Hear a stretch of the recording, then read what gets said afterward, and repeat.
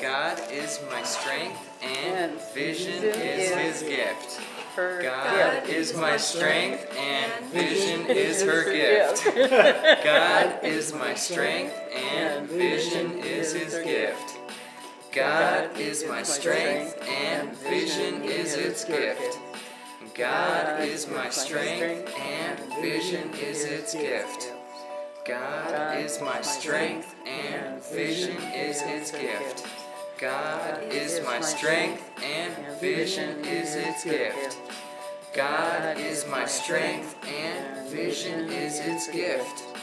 God is my strength, and vision is his gift. God is my strength, and vision is his gift. God is my strength, and vision is his gift. God is my strength, and vision is his gift. God is my strength, and vision is his gift. God is my strength, and vision is his gift. And God is my strength, and vision is his gift. Alright, I think we kind of wound down on that one. But yeah, I really like to start the things that way. So, I just love that. So God is my strength, and vision is his gift. So, what does that mean to me? I guess it means that I don't have to be responsible for knowing or having my own strength. I just rely completely on God, and everything is going to work out. That's how I see it. So, he'll guide me to the right things, or it will guide me to the right things, and will also provide me the strength to be able to carry out those things. So, I just love that. So anyways, I wanted to start off the thing with, we are all, have been here before, but I just wanted to see, if anybody had a specific application for any of the stuff that we talked about last week. I was trying to make it really practical, so I hope that we had some takeaways or something. So I just want to see if anybody has any stories to share.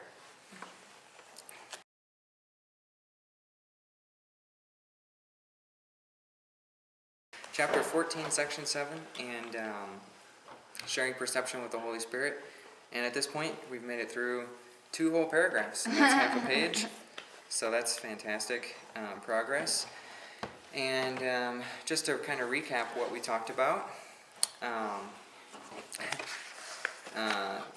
we discussed basically the main thesis of the course, which is that nothing real can be threatened, nothing unreal exists, and therein lies the peace of God. So we talked about how in God's creation there really is only abundance, there really is only love, there really is only life, no death, no fear or hatred, no lack. We also talked about some more physical examples, such as light and darkness.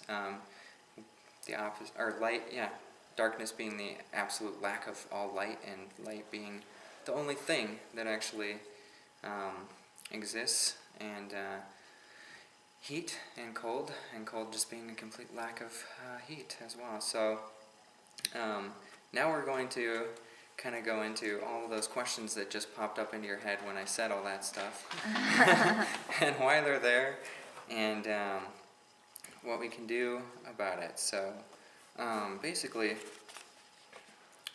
we're going to start on the 3rd paragraph. So it says, it's not possible to convince the unknowing that they know.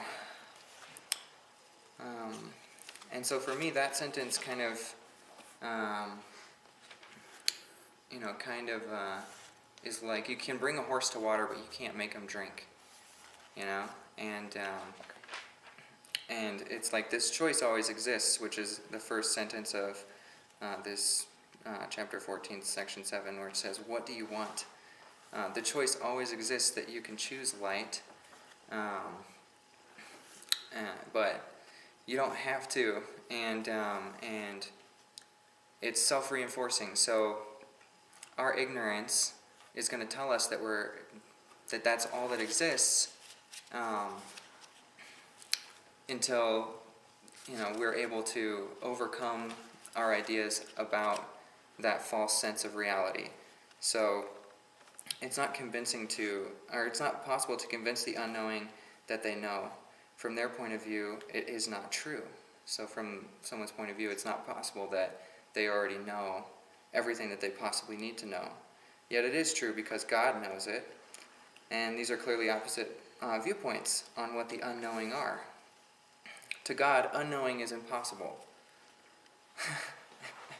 It's therefore not a point of view at all, but merely a belief in something that does not exist. So,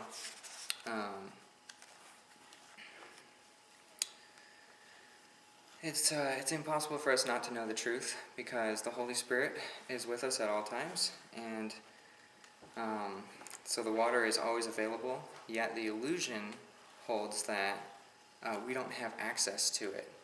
So because we see things in our perception the way that we do, it's like so difficult in its simplicity to understand that we always have access to abundance. We always are the life that exists in the world. We always are God's creation and God's light in the world. And yet we identify ourselves with things that have absolutely no reality at all, such as, I'm, not good enough, or like I just can't get over this thing, this illusion. I can't get over the fact that I'm judging, and I really have a block with this intense desire to want to hate somebody, But what we are is love. So what this is saying is that God doesn't know any other version of you other than the totally loving, totally compassionate, totally forgiving person. And it's like once you see things from that perspective, you almost realize that there is nothing to forgive. And so people, it's good to turn it around on other people too, because other people are like the horse that you can bring to water, but you can't make them drink. You can't convince somebody that what they think is holding them back is not real, because it seems completely real to them. And because we have that choice is always there. It's, what do you want? Do you want light or darkness? You can't have both. You either have ignorance or knowledge. You either have hatred or love, and you can choose those things. And so it says, it's merely a belief in something that does not exist. It's only this belief that the unknowing have, and by it they are wrong about themselves. So it's like we're just seeing things the totally the wrong way, when the reality is it could be much better, and it is much better.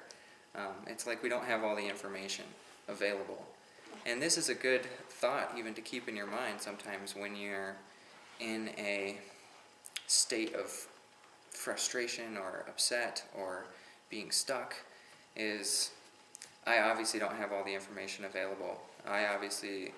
My perception is obviously flawed at this time.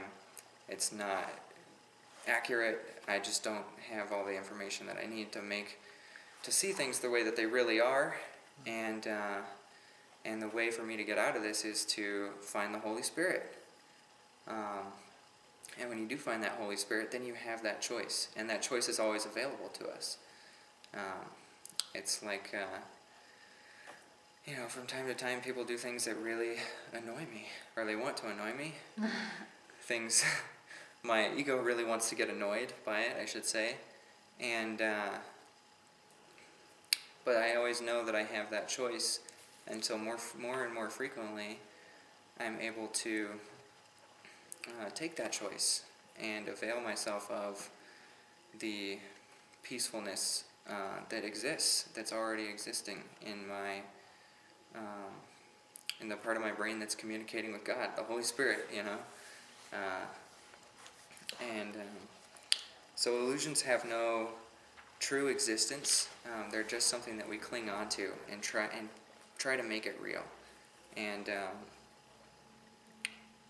the way that we've built our ego is out of all of these illusions. And so it's like we have this shelter that we feel safe in, but everywhere we look, it's terrifying. And so what God is saying, or the Holy Spirit is saying is, you don't need this shelter because I am with you, and I will provide for you everything that you need, and everything's going to be okay. And once we're able to let go of the things, then we realize that that's the truth. And so that's a sort of an allegory or something like that. So the meaning of forgiveness is to realize that what other people are doing wrong truly doesn't exist. They're totally innocent, and what they're doing is they're pursuing illusions that don't exist. And so they're just making their reality much more difficult than it needs to be. So there's a dichotomy between what God created and what we have made. And what we have made is like the ego and like our frustrations and everything. Has no inherent existence because we can go past it. And to do so is to reach the real reality of the way that God created us, and not the way that we have made it out to be. So it's kind of like, rebellious teenagers. We're like rebellious teenagers, and it's like, well, everything's given to you. You're living in my house rent-free. What more can you want? And it's like, I hate you, and da-da-da-da, and it's, it's like none of that stuff is real. It's just stuff that they're making up, And so you have to take it with a grain of salt, that people are truly trying to do what they think is the best thing, but they're just in this house of mirrors, and they can't see any way out. So the truth will set us free, and our ego deceives us with suffering and desire and fear and incompleteness and separation and uncertainty, and we glamorize things outside of ourselves. We define ourselves as we were not created, so that we're not complete without something outside of ourselves to make us complete. And so we chase those things. Many people chase those things for many years. And I like this part too, picking up at 9 again. Their creation was not a point of view, but rather a certainty. So the way that God created us is not a point of view. It doesn't have anything to do with what people think. It's just absolute truth. And uncertainty brought to certainty does not retain any conviction of reality. So this kind of reminds me of this guy I know recently who made some very grave mistakes and was lying to people about these mistakes that he had made, and then a couple of days ago he just went on he had this thought come to his mind, the truth will set you free, the truth will set you free, the truth will set you free. And he was just feeling really terrible. And it was like he described that there's like this black despair inside of him that could never be filled. And I know we've had certain experiences with that black despair of emptiness, of separation from God. And he started telling the truth, and he told the truth to everybody that he could in a very short amount of time, and it restored him back to reality. It restored him back to what was real instead of this false thing that he had made up that had just caused him no amount of pain. Yeah, a large amount of pain and suffering, and he was restored to a joyous state of being, and he was almost like, I can't even believe I feel this great, and it was just from telling the truth. And so it's like lies don't exist. They're just something we make up to hide the truth. And so people can believe the lies, but the truth is still there always. And as soon as we reconcile with the truth, we are brought back into communion with life, and we're absolutely joyous and free and complete. And there is really no alternate point of view that's not based on things that aren't real. And we are the source of the glamour that we project onto things. We're the source of security, of joy, and of love. And our existence is certainty itself. And another good way to think about this is the difference between self-esteem and truth. A lot of people have a really bad self-esteem, but they're a really great person, and everyone knows that. But they just have this really bad self-esteem. So it's like everybody knows they're a really great person, but they just think they're this piece of garbage. And so people go around telling them over and over again, you really shouldn't be so hard on yourself, and you're really a great person. And they go, I know, but I think that I'm just this terrible person. And it's just whenever they're going to be willing to relinquish the security of that for the actual security of the real truth, that they can start living in their truth. And fear is what propagates that falsity. So anyways, yeah, I'd like to open it up again. And let's see, does this make sense to you guys?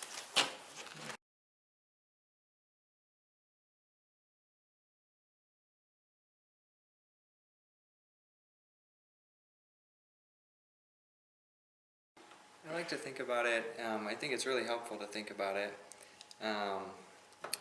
in sort of levels, because people live on different levels where they identify with different things, and the most basic level that people live on is getting.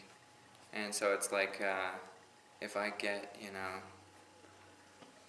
this cake, it's going to make me feel good, and so you have all these problems with the getting mindset, and it doesn't work. And yeah, it's just like identifying ourselves with what we can get, and sequential convenience sort of becomes this really important thing, to get like this, and then I can go get that, and yada da da. And a lot of people live their lives on that level, and it's a really tenuous place to be, because if you don't get what you want, you have lost a part of yourself, and you fly off the handle, and or you feel that way.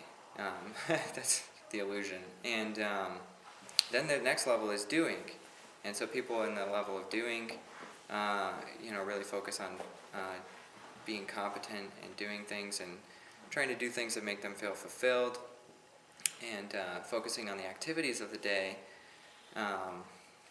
to really line things up again in sequential convenience. Sequential convenience seems to be the ego's idea of good, and that doesn't really work either, because there's always things that can go wrong. But it's a lot better than getting, because it's not as tenuous, because it relies on you, and you're sort of the only thing you can control.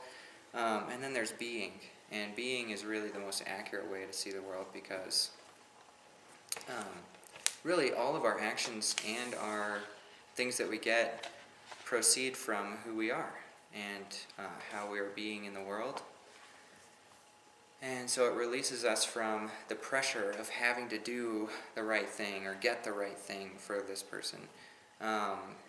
Instead, we focus on who we are and how we're being, and we know that as long as I'm being the right person in this situation, the specifics of what I'm doing aren't as important as how I'm being, because the right things for the right people at the right times is always going to change. There's no tricks. It's always going to be different. So if we focus on our being, then that's the most rewarding way to go about it. And then you say, am I being the right person in this situation? And that's all you try and focus on. And then there's even, I was just thinking about this just now, it's like there's sort of a deeper level, because we have this personality that we identify with ourselves. But the personality is really a factor that was developed by grace, basically the grace of a higher power, and the influences that we have in our life, and all of the things that that we identify with go into that personality, but it's sort of like that's what interacts with the world, and there is a peaceful, the Holy Spirit available to us. And so if we can get centered into that, then it's almost like we can just forgive our personalities for like being grumpy, or like just, this is a stressful situation. I am stressed out, You can just forgive yourself for doing that, and then if anybody says, you seem like you're kind of stressed out right now, you go, I certainly am, of course, I hope so. I just forgive myself for being that way, or something, and you can kind of make a shtick out of it, it's like, but if, you can forgive the personality itself for having flaws, because they're not real, and so the closer we can get to that awareness during our daily lives, the better it is. But so then the other question I wanted to ask is, what is your idea of God's will in your life? Because that's really where we connect with God through the Holy Spirit, and we receive these ideas of like, what is God's will for me, or like, what is it that is possible, Another way of saying God's will is, what is it that's the best possible thing that I could be doing, what is it that I can really contribute, in this situation, because it's your unique contribution, and you're the creation of God, so that's God's will, for you to be a unique, the best possible creation that you can be. So, do we have a conception of what God's will is for us? The truth is inherent in our creation, so, I just want to talk about that, if that's...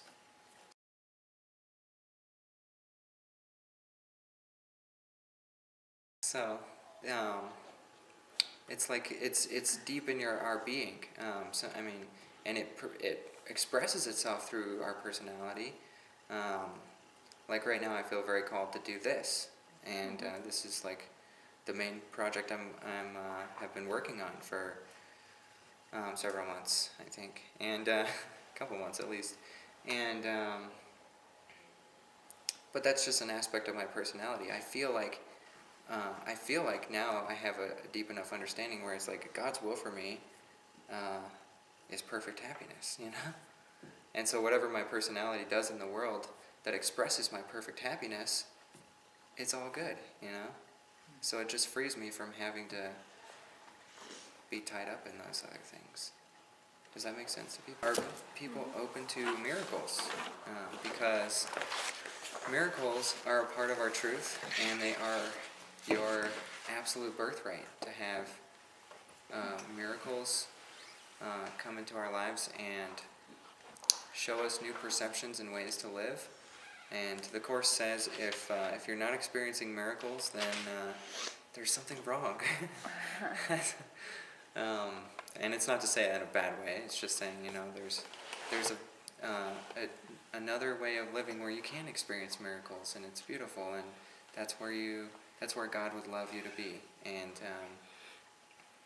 so, is there a readiness? Is there a willingness, or is there already experiencing that kind of being?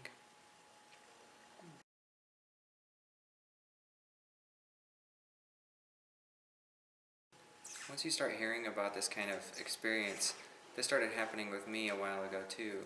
I started having more of them because before I had never thought, that would be something that's possible for me, and I never thought that it was something that, I was like, well, I don't have any miracles in my life, and my life has sort of been unremarkable, It's like this feeling like, well, I'm just sort of bland, Marcus, and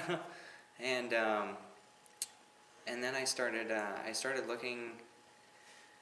Well, as things just started happening, like coincidences that just seemed really great, and then I went farther down that road, and I looked at my own past too, and with enough reflection, I was able to see that my own past was actually quite remarkable. When I was a kid, I had a near-death experience, and I never really talked about it because it's just so interesting and totally different from what most people go through, and it really colored a lot of my life. Due to that, I developed a grave type of cynicism and negativity about the world because it didn't measure up to the perfection and the limitless love that I encountered in that space. And so the specifics of why people wanted me to learn this specific thing, or like figure out what all the 50 states were and have to know them by its things and stuff like that, I didn't really connect with it, and I was obviously a rebellious teenager, and so things got worse until this point when I had this really intense black despair, somewhat like the one that I was describing with my friend earlier. And it's like there's no hope of escape, and you can't, nothing can even go right, because even if you get and do everything that you need to do, you still feel it. It's just like you can't escape it. It's terrible. And then at a certain point, I became willing to surrender to a power greater than myself, and that was God, and I was just transformed, and so that in and of itself is a miracle. My life is sort of miraculous in that way. So it's like once I started examining my life, I found that I had a pretty good, testimony, or whatever you'd call it. I had a pretty good miracle. I had a pretty good thing for saying that my life was a miracle. And also the daily experiences that I experience tend to be miraculous now, and I never thought that they would be, but it's just amazing. And it's just the outpouring of love from others and the universe, and little synchronistic signs that you see that you're not sure, how they could have been there, but they just are. And a lot of times, for me, the miracle is internal even, because it'll be like right at the moment when I have this choice between condemnation and saying someone is wrong and I should judge them, and love and acceptance and peace with that person. I have this choice where I now see it clearly. It's like, oh, I see the choice clearly, and I've been choosing the right choice, and so that's how things have been so great for me lately. But from an exterior point of view, they might not look so great. From the ego point of view, it's like the ego always wants to have control of everything and control the outcomes and make sure that everything goes according to plan. But things haven't been going according to my plan, but my interior life is much better because I'm able to realize what kinds of lessons I'm supposed to be learning. And so it's like the lesson itself is what is my reward for this, tribulation. It's like, oh wow, I get to learn this amazing lesson, and nothing else needs to come of it, and so I can incorporate this into my being, and be a different person now, and be more happy. So.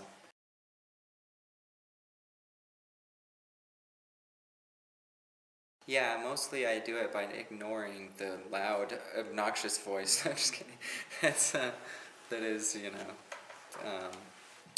trying to control me, trying to control the way that things go. If that makes sense.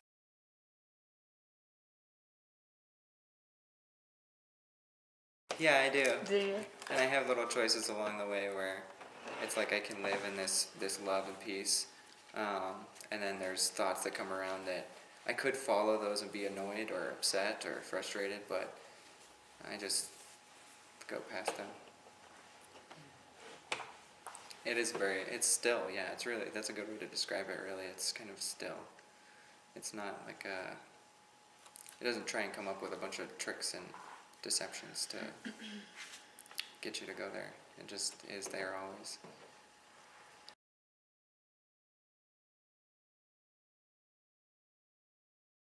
Well, when I became very self-reliant, um, there was a time when it started to definitely rear its ugly head, but I was able through the grace of God to be who I am today. So.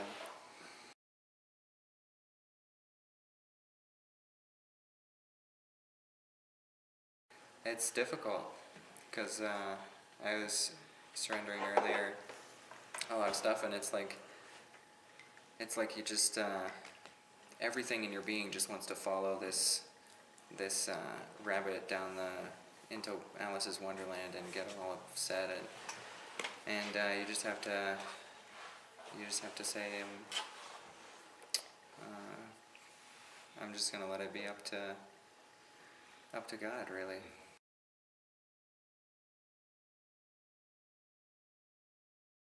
Well, it's like the action itself happened, but there was no sin involved. So it's like it's because it's innocence, because everyone.